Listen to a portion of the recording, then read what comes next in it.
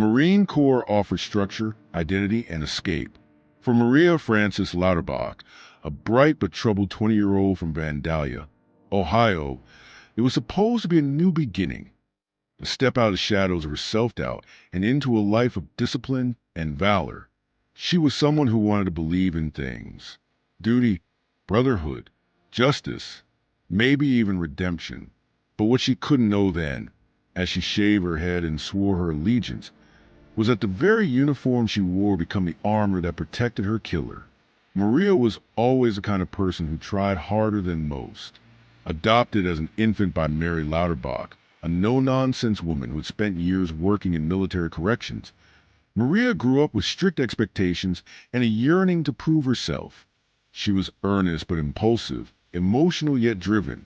Diagnosed with ADHD and oppositional defiant disorder in her youth, Maria often clashed with authority, even as she craved its approval. The military, her mother believed, might give her the structure she needed to thrive. And for a while, it seemed to be working. After graduating from Butler High School, Maria enlisted in the Marine Corps in 2006. Stationed at Camp Lejeune, North Carolina, she embraced a culture of precision and hierarchy, even if she struggled at times to conform. But Maria didn't shy away from hard work. She earned respect from peers who saw her as persistent and idealistic, if occasionally brash. She laughed loudly, spoke quickly, and had the kind of naive courage that can either elevate or destroy a person in uniform. She believed in the institution. She believed in its promise to protect its own. And that's what made the betrayal so lethal. From the beginning, Maria's time at Camp Lejeune was marked by a complex emotional undercurrent. She was adjusting to military life, balancing the pressures of training and the unspoken politics of the base. She was a young woman in a male-dominated environment where camaraderie and hierarchy often blurred the lines of personal safety. Rumors traveled faster than mail. Reputation mattered, and complaints, especially ones involving sexual misconduct, often made the accuser a target rather than survivor. In May 2007, Maria made a decision that would set everything in motion. She filed a formal rape allegation against a fellow Marine, Corporal Cesar Laurean. From the outside, Laurean was the kind of Marine that command staff liked to trust. In his mid-20s, married, clean record, no public outbursts. He had been born in Mexico but raised in Nevada, and his exterior suggested calm competence. But behind closed doors, his life was more fractured. He was domineering with his wife, emotionally volatile, and according to later accounts, highly controlling, a man who knew how to manipulate perception. Maria's accusation shook the unit. She alleged that Laurean had forcibly raped her in March 2007. At first, the system did what it was supposed to do: open an investigation, assign legal counsel, conducted interviews. But then it slowed, hesitated. No charges were filed. Leadership began to see Maria not as a victim, but as a problem: emotional, unreliable, inconvenient. Her mental health history was quietly circulated. Her presence became a question mark. And then she found out she was pregnant. The pregnancy became a cruel anchor, one that tethered Maria to the man she most feared, and to a system that was already backing away from her. Though she wasn't certain Laurean was the father, she told her mother and others that she believed he was. Whether it was a product of trauma, memory, or biology, that belief took root inside her. Her world narrowed, and she started to unravel. By late 2007, Maria's behavior had grown erratic. She was under psychological stress, and command officers noted her mood swings, her tendency to isolate, and her deepening anxiety. But instead of seeing a vulnerable young woman spiraling under the weight of trauma, many saw only a troubled Marine. She was 8 months pregnant and still had to see Laurean at work, still had to salute him, still had to carry the weight of what had happened. Alone, she wrote letters to her mother. She considered leaving the base, but she didn't. Maybe it was loyalty, maybe fear, maybe a hope still burning quietly that someone would step in and fix what was broken. She didn't know that the man she feared most had already decided how the story would end. Cesar Laurean walked with a calm, precise gait of a man who believed he was respected. A corporal in the Marine Corps, he knew how to play the part. His uniform was always crisp, his tone measured. He spoke little, but enough to be considered competent. He wasn't particularly charismatic, nor did he need to be. In military culture, authority often wore a quiet face, and Laurean understood something far more dangerous than charm: how to go unnoticed. Born in Mexico in 1980, Cesar Laurean immigrated to the United States with his family and eventually made his way into the Marines. By 2007, he was a naturalized citizen, married to a woman named Christina, and building what looked from a distance like a respectable life. But that image was a surface tension over murky depths. Friends would later recall subtle signs: controlling behavior, a quick temper, and an obsessive need to maintain control at home. He wasn't loud. He was calculating. To Maria Lauterbach, Laurean wasn't just a fellow Marine. He was a man she accused of rape, the father, she believed, of her unborn child. And still, he lived less than a few blocks away. Still, he passed her in the hallways, his face unreadable. She told her mother she was afraid of him, told her superiors she felt unsafe. But the gears of military justice are slow and often hesitant when the outcome might stain a career. No formal charges have been brought against Laurean. He denied the accusation, and so the status quo held. And Maria kept showing up to work. By December, Maria's emotional state was deteriorating visibly. She was visibly pregnant, increasingly anxious, and surrounded by silence. Her roommates noticed her retreating from conversations. One Marine described her as wired, like she couldn't sit still. Her superiors documented her absences, her agitation, but not her pain. What they didn't know, or perhaps refused to see, was that she was being psychologically hunted. Laurean had already begun preparing. He knew Maria's mental health history. He knew that her behavior had raised questions about her credibility. He knew that if something would have happened to her, there were people in uniform who might be willing to believe she had snapped, or run away, or simply unraveled. That's the thing about predators. They don't just stalk the body, they stalk the narrative.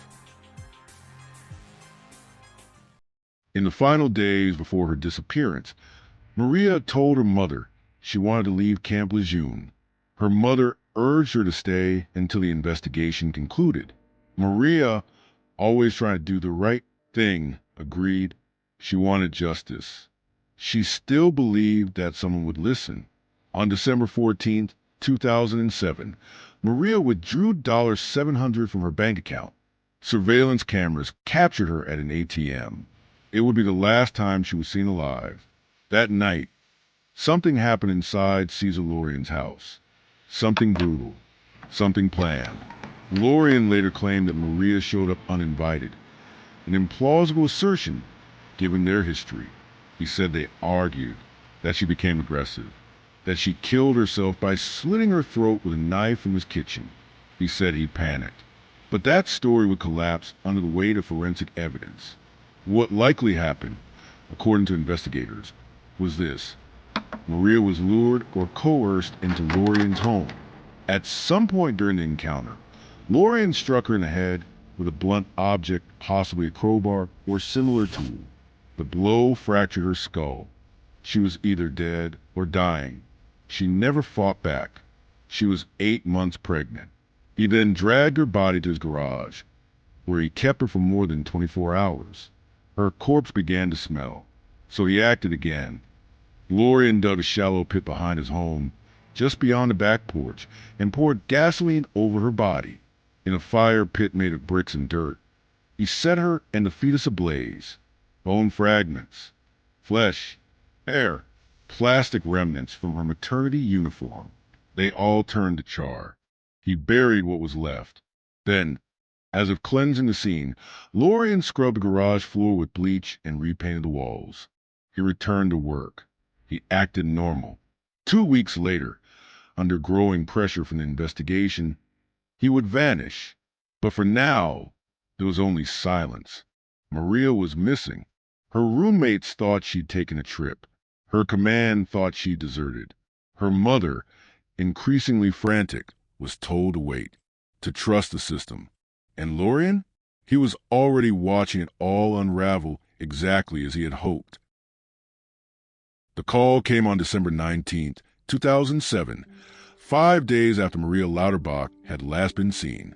Her mother, Maria Lauterbach, dialed military police from her home in Ohio with urgency sharpened by maternal instinct. She hadn't heard from Maria, not even a holiday call, and that silence rang louder than any alarm bell. Maria never stayed quiet this long, not without something being wrong. She'd told her mother she was nervous, that she might have to testify, that she was afraid of Laurean. And now she was gone. At Camp Lejeune, the reaction was muted. There was no missing person bulletin, no Amber Alert equivalent for a young, pregnant Marine. Instead, her disappearance was categorized as unauthorized absence. The base assumed she left of her own accord, possibly due to stress or mental health. In some internal reports, she was treated as unstable, a problem that had finally removed itself. It was the story Laurean had counted on. While her mother begged for updates, Laurean began laying the framework for a lie so cold, so methodical, it felt almost rehearsed. On December 24, he walked into a local bank and withdrew cash from Maria's account using her ATM card. Surveillance footage later showed him alone at the machine, his posture casual. He then used her debit card to make small purchases, just enough to make it look like she was still alive. Then he forged a note, leaving it in Maria's handwriting, claiming she was leaving the Marines and starting a new life. In the note, Maria said she no longer wanted to be a Marine and was heading off to start over. It was supposed to explain everything: the absence, the silence, the disappearance. It was a page torn from an amateur mystery novel, a young woman overwhelmed, vanishing into the horizon. But nothing about it felt like Maria. Her mother didn't buy it, not for a second. By early January 2008, Maria Lauterbach went public. She spoke to the media, demanding that the Marine Corps and law enforcement take her daughter's disappearance seriously. She revealed that Maria had accused a fellow Marine of rape months earlier. She named Cesar Laurean. That was a turning point. Suddenly, the story shifted. The narrative of runaway gave way to the possibility of a cover-up, or worse. Civilian police joined the investigation. Warrants were signed. And on January 11, 2008, investigators arrived at Laurean's house in Jacksonville, North Carolina. His wife, Christina, answered the door. At first, she was calm, compliant. She said she hadn't seen Maria. She gave the investigators permission to search the home, but it was a backyard that drew their attention. Something about the soil, the faint scent of gasoline, the makeshift brick fire pit, still dark with charred residue. And then came the shovel. Beneath the disturbed earth, detectives found the remnants of a burned human body, skeletal remains, ash, a tiny jawbone, scattered beside it, a partial ID tag, a piece of Maria's military maternity uniform, and fragments of what had been a full-term fetus. It was no longer a missing person case. It was a murder.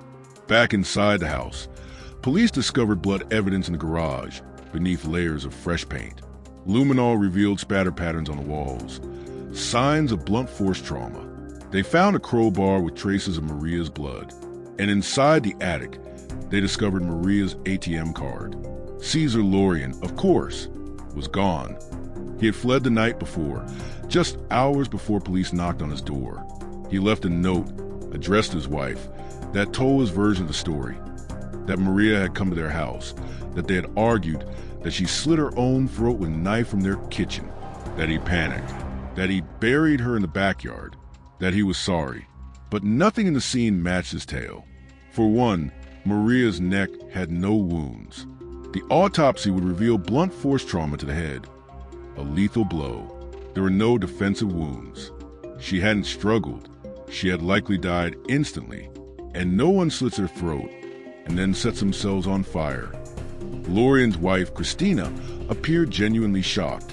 In interviews, she told police she had no knowledge of what happened, that her husband had seemed stressed but never violent, that she thought Maria had disappeared on her own.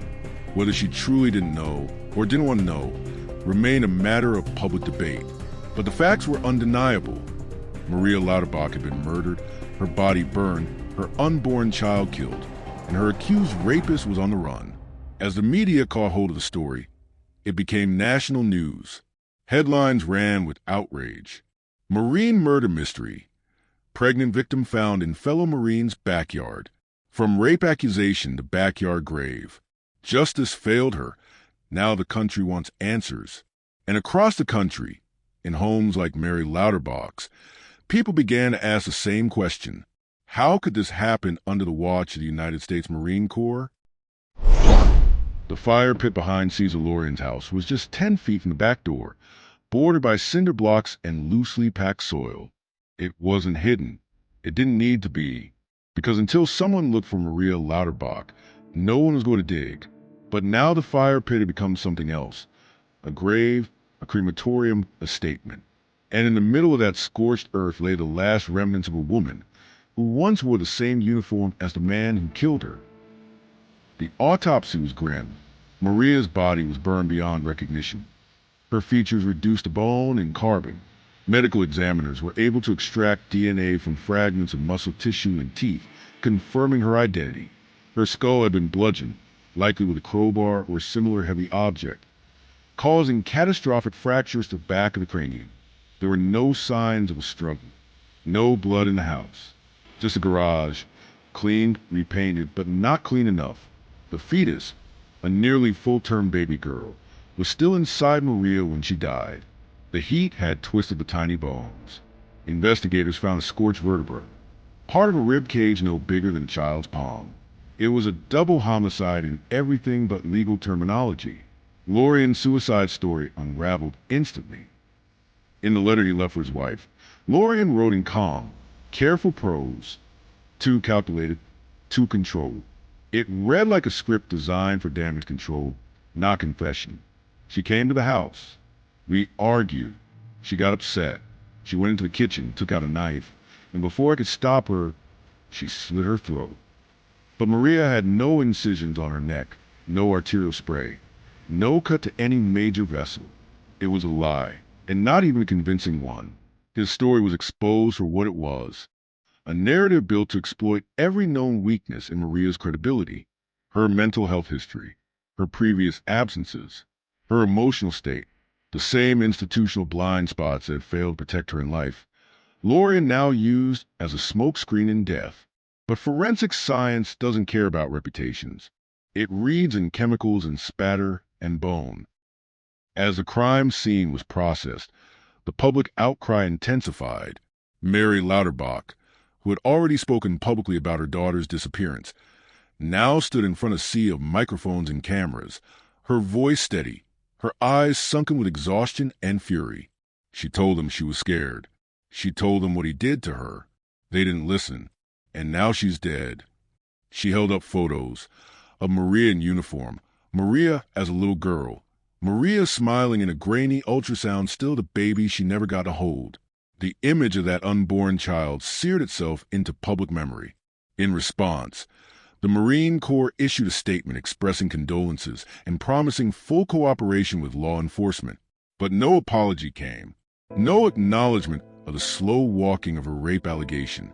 No explanation for why a young pregnant woman could be forced to serve beside her accused rapist for months with no protection. What began as a missing persons case had now pulled the lid off a system failure, one that had real names and burned flesh behind it. Inside Laurean's home, investigators found more than blood. They found blueprints of deception, a shovel with Maria's DNA, cleaning supplies, the can of gasoline he used to ignite her remains, her ATM card, a burned belt buckle, a segment of Maria's dog tag melted into the pit's edge. All of it told the same story. This wasn't panic. It was premeditation, a staged erasure. And as the nation gasped at the brutality of the crime, one question echoed loudest. Where was Cesar Laurean now? He had fled sometime after midnight on January 10, the day before police arrived. He packed a bag, withdrew a few $100s, and drove out of Jacksonville in the middle of the night. His wife, Christina, later said she thought he was going to the base. He never came back. His car was found a few days later near a bus station in Shreveport, Louisiana, abandoned and wiped down. From there, the trail led south to the Texas border and then across into Mexico. Laurean was gone, but he had left behind the body, the lie, and a national wound. By mid-January, the FBI placed Cesar Laurean on their most wanted list. A federal warrant was issued for unlawful flight to avoid prosecution. The charge, first-degree murder. Billboards went up. His photo spread across television. Close-cropped dark hair, slight build, blank eyes. Viewers were warned that he might try to blend in, take labor jobs, or hide in rural regions. He was dangerous. He was armed. He had military training and no moral compass. Back in Camp Lejeune, command staff scrambled. Internal reviews began. Outside, protesters held signs at the base gate.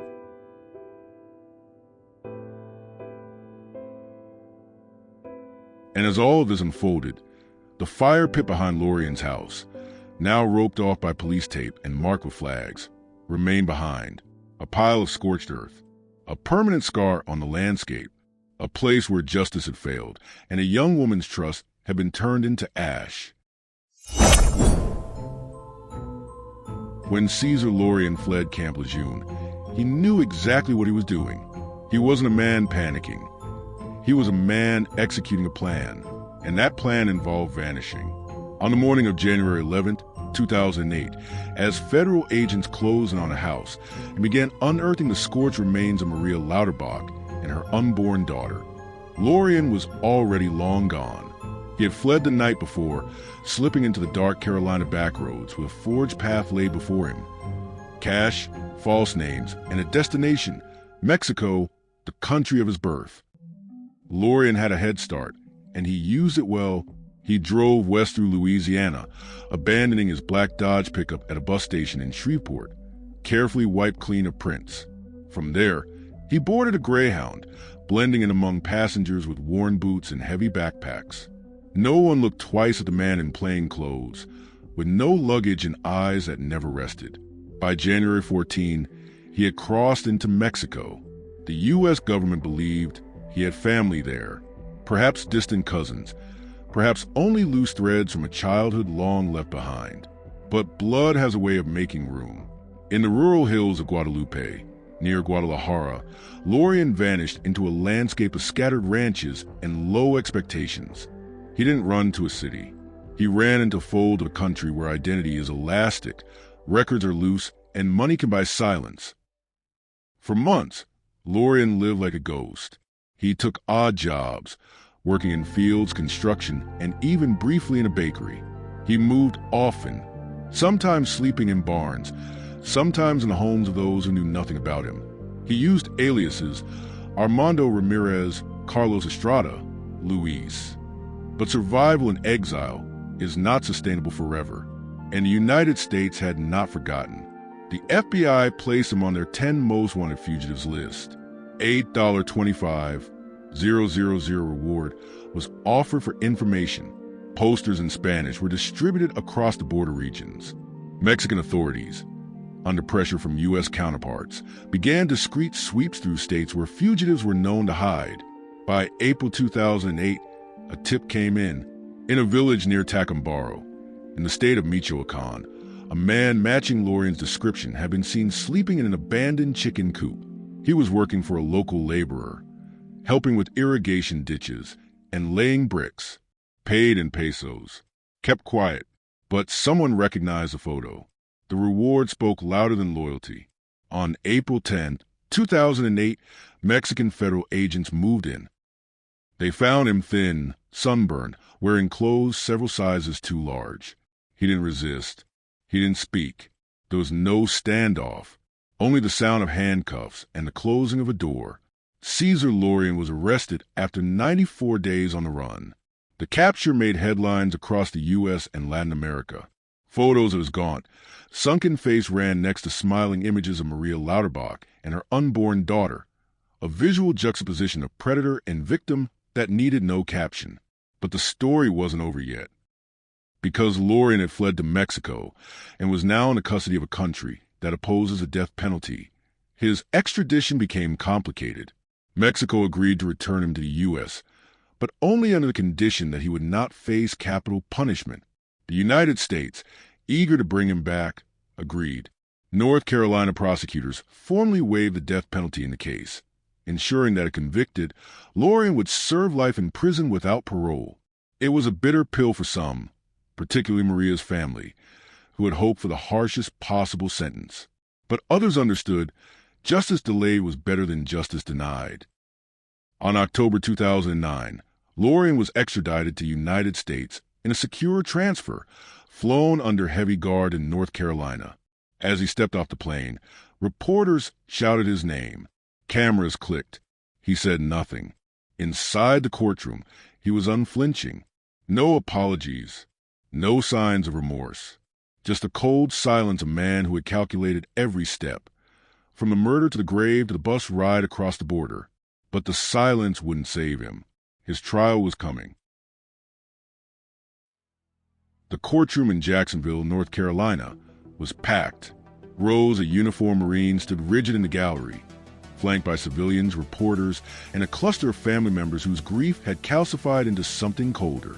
Maria Lauterbach sat in the front row, clutching a photo of her daughter in dress blues. Her face bore no tears, just resolve. After nearly 3 years of waiting, Cesar Laurean was going to trial for the first-degree murder of Lance Corporal Maria Lauterbach and her unborn child. The trial began in August 2010 and would become a national spectacle, not for what Laurean would say, but for what he wouldn't. He showed little emotion, no visible remorse. His defense attorneys advised him to remain silent. He obliged, but silence would not protect him here. The prosecution's case was a fortress of evidence. They laid out the timeline: Maria's rape allegation in 2007, her pregnancy, her growing fear, her disappearance, the forged ATM withdrawals, the bloody crowbar, the fire pit, the charred remains of Maria and her fetus buried just steps from Laurean's back door. They showed forensic images, the luminol-lit garage walls glowing with blood spatter beneath a layer of new paint. They presented the crowbar that matched the injuries to Maria's skull. They produced DNA evidence tying Maria's blood to Laurean's tools, floors, and personal belongings. One forensic analyst testified, the blow to her skull was deliberate and fatal. There was no evidence of self-harm, no knife wounds, no suicide. They showed jurors the burned bones of the fetus, still nestled within what was left of Maria's pelvis. Silent, irrefutable witnesses to brutality. But perhaps the most devastating testimony came from Maria Lauterbach. She took the stand with a calm that didn't shake until she spoke her daughter's name. Her voice cracked once when describing the ultrasound photo Maria had sent her, excited to be a mother despite the circumstances. She believed in justice, Mary said. She trusted the system. She believed that someone in her command would protect her. But instead, she was forced to work beside the man she accused of rape, and no one did a thing. The courtroom listened in silence. Even the judge leaned forward. She described the phone calls, the way Maria's voice had changed, how she began to whisper when speaking of Laurean, how she asked if it was okay to leave the base, and how Mary had told her to stay, to wait for the legal process. That advice, she said, haunts me every day. The defense clung to a crumbling version of Laurean's original lie. They argued that Maria had been unstable, that she had fabricated the rape, that her emotional state was volatile, that Laurean panicked after discovering her dead.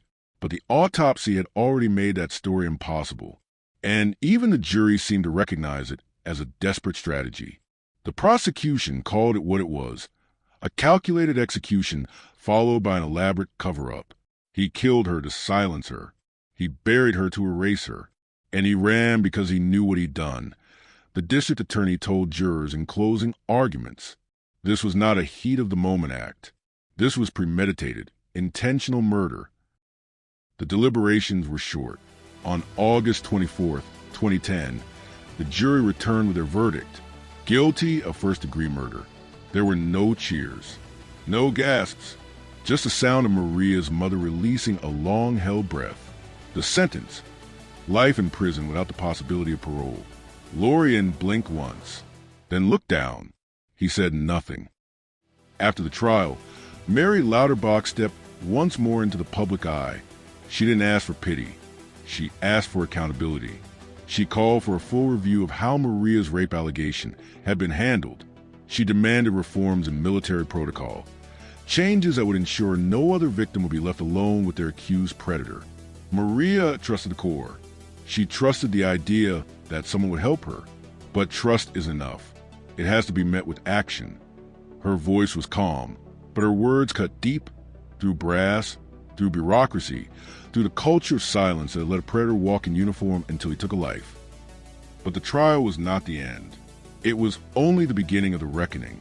Because as Laurean disappeared into a concrete cell, the institution he came from was forced to confront its failure. And the blood it hadn't spilled, but had enabled. And Maria Lauterbach's name, once buried beneath smoke and soil, began to echo far beyond the courtroom walls.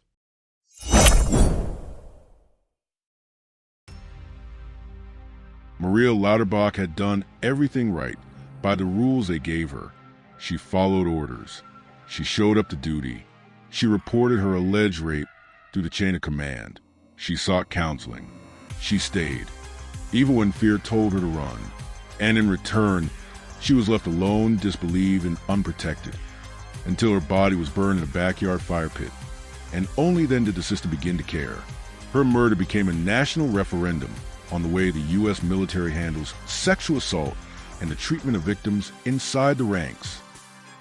In the months following the trial, public pressure mounted on Capitol Hill. Lawmakers began demanding answers. How could a pregnant Marine, known to be emotionally distressed and under protection for a pending rape allegation, be allowed to remain near her accused rapist? Why was there no separation, no transfer, no credible safety mechanism? In response, the Department of Defense launched an internal review. The conclusions were grim. Maria's case exposed a lack of urgency in how sexual assault claims were handled, inadequate victim protections, a culture of distrust toward accusers, commanders who wielded too much discretion in whether to act on assault allegations, and above all, it exposed the human cost of silence. The military's own investigation acknowledged that Maria had reported the assault in good faith, that her chain of command had failed to act appropriately, and that her life may have been saved had those early warnings been taken seriously. From this outcry came a wave of reform efforts. Victim advocacy programs expanded. New positions were created to give sexual assault survivors a dedicated advocate outside the chain of command, someone whose job was not to protect the unit's image, but to protect the individual. Restricted versus unrestricted reporting clarified. Victims were given more options to report assaults confidentially, without immediate legal action, allowing them to seek help without fear of retaliation. Command discretion limited. Some aspect of how rape investigations are initiated and monitored were moved out of local command hands. To ensure fairness and reduce bias, improved monitoring and oversight, the Department of Defense implemented training reforms across branches and expanded oversight of cases involving rape, abuse, and harassment. Still, critics argued it wasn't enough. It took a woman dying, being burned with her baby in a backyard, for the military to start changing things. One congressional aide said during a 2011 Senate hearing, how many others were ignored before Maria? Mary Lauterbach became a tireless advocate in her daughter's name. She testified before Congress, met with military leaders, spoke to survivors. For years after trial, she remained a steady voice, not of vengeance, but of accountability. In her testimony to the Armed Services Committee, she said, "My daughter believed in this country. She believed in the uniform she wore. But that uniform didn't save her. That command didn't protect her. And that failure is one we cannot afford to repeat." The memory of Maria Lauterbach now lives in legislation and policy, but also in a deeper place, in the dark space between trust and betrayal. Her case became a parable inside military culture, a name that still surfaces in training briefings and reform initiatives. But behind the policy changes and institutional apologies, the loss remains personal. A mother without her daughter, a child never born, a uniform that became a shroud, The fire pit where Maria was burned has long since been filled and grassed over, but the scar remains in the minds of Marines who saw her come undone, in the eyes of the public who read her story, and in every corner of a system still trying to reckon with the cost of ignoring women who speak up.